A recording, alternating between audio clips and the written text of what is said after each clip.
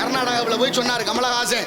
அந்த படத்தினுடைய ஆடியோ, அந்த பாடல் வெளியீட்டு விழாவில் கன்னடம் தமிழ்ல இருந்தா வந்துச்சுன்னு பொறுக்க முடியல. கன்னடக்காரன் கொதிச்சு போன.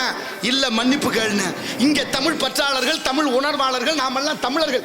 எவனாவது கேட்டமா ஆமா தமிழ்ல இருந்தா கன்னடம் வந்துச்சுன்னு சொல்லியிருக்காங்களா? சொல்லலையே. அத்தனை பேரு நமக்கு தமிழ் தாய் வாழ்த்துன்னு ஒன்று எழுதினாரு மனோன்மணியன் சுந்தரம் பிள்ளை. நீராறும் கடல் உடுத்தான்னு அதுல ஒரு 4 வரி மறைக்கப்பட்டிருக்கு. தெரியுமா? எத்தனை பேருக்கு தெரியும்? எத்தனை பேருக்கு தெரியும்? கன்னடமும் கலிதெலுங்கும் கவின் மலையாளமும் உன் உதிரத்தை உதித்தெழுந்து ஒன்று பலவாகிடணும். ஆரியம் போல் வழக்கு அழிந்து ஒளிந்து சிதையா உன் சீரிழமை திறவியல்ந்து செயல் மறந்து வாழ்த்துதுமே. அதான் பாட்டு. அப்படியா இருக்கு? ஏன் சொல்லல? ஏன் பாடல? தமிழர்களாகிய நாம் ஏன் அடுத்தவனுக்கு கெட்டு போயிட்டோமே? எங்க போய் சொல்றது? வீரமும் மானமும் ஒத்தி வைக்கப்பட்டு கொண்டிருக்கிறது என்பதை என் தமிழ் சமுதாயம் உணராவிடில் தமிழ் தலை தூக்காது, தமிழர்களும் தலை தூக்க முடியாது என்பதுதான் யதார்த்தம் என்பதை உணர்வோம். இயலிசை நாடகம் என்ற முத்தமிழும் முழங்குற இந்த நாடகத்துல தமிழ் இல்லை. அக்கிரமம் பேசுங்க, அசிங்கம் பேசுங்க, அதுக்கு கூட்டம் கூடுது இல்ல. ஆபாசம்னா அதை பார்க்க ஒரு கூட்டம். நல்லதா அது? நம்ம பிள்ளைகளுக்கு சொல்லிக் கொடுக்கிறதா? நம்ம பிள்ளைகளுக்கு என்ன சொல்லிக் கொடுக்கணும்? அப்ப என்ன விதைக்கிறோமோ அதை அறுவடை பண்ணித்தானே ஆகணும். நல்ல விஷயத்தை பார்க்க தாய்மார்களும் விரும்பல, ஆனா தந்தைமார்களும் விரும்பல. அதையும் மீறி நான் பேசுற போது இவ்வளவு பேர் நின்று கேட்கறீங்க பாருங்க, உட்கார்ந்துருக்கீங்க பாருங்க. உங்க எல்லாருக்கும் என்னுடைய நன்றியை காணிக்கை ஆக்குகிறேன். அதுதான் மிக முக்கியம். இருந்தாலும் ஆண்டவன் படைப்புல எல்லாருக்கும் 6 அறிவு இருக்குன்னு நினைச்சுக்கிட்டு இருக்கிறோம். சில பேருக்கு 5 அறிவான், சில பேருக்கு 4 அறிவான். நான் சொல்லல. மாவு மக்களும் ஐயறிவினவை என்பது தொல்காப்பியம். கம்பரே பாடுறாரு மக்களும் விலங்கும் ஒண்ணுன்னு. சில வீட்டுகளை போய் கேட்டு பாருங்க, ஏமா உங்க வீட்டுக்காரங்க அது நாங்கிட்டு தான் தெரியும், அப்புறம் வரோம். அதுன்னா எது? ஆடு மாடுன்னு அர்த்தம். என் அறிவில் சிறந்த பெரியோர்களே, தமிழ் பற்றாளர்களே, சிந்தித்து பாருங்கள். ஆடு மாடு அட்டை அரணை பாம்பு பள்ளி ஒட்டகம் ஓன அத்தனை இப்படி வளருது. மனிதன் ஒருவனைத்தான் மேல் நோக்கி வளர வைத்தான் இறைவன். அதனாலதான் நமது மொழியான தமிழ் மொழி அதற்கு உயர்திணைன்னு பேர் வச்சுச்சு. உயர்திணை. உயர்வுன்னு சொன்னா எதிர்ப்பதை என்ன சொல்லணும்? தாழ்வுன்னு சொல்லியிருக்கணும். சொல்லல. ஏன்? உயர் குணமேவிய தமிழன் மாண்பு. உயர்வு குணமேவிய தமிழனுடைய மாண்பு ஓரறிவு குறைஞ்ச மிருகத்தை கூட தாழ்வுன்னு சொல்லாம அக்தினேன்னு பேர் வச்சானே, அதையாவது உணர வேண்டாமா? உலக நாடுகள் எல்லாம் தமிழை போற்றுதே. பாகற்காய்க்கு பாகற்காயின்னு பேர் வச்சான் தமிழன். அது கசக்கும்.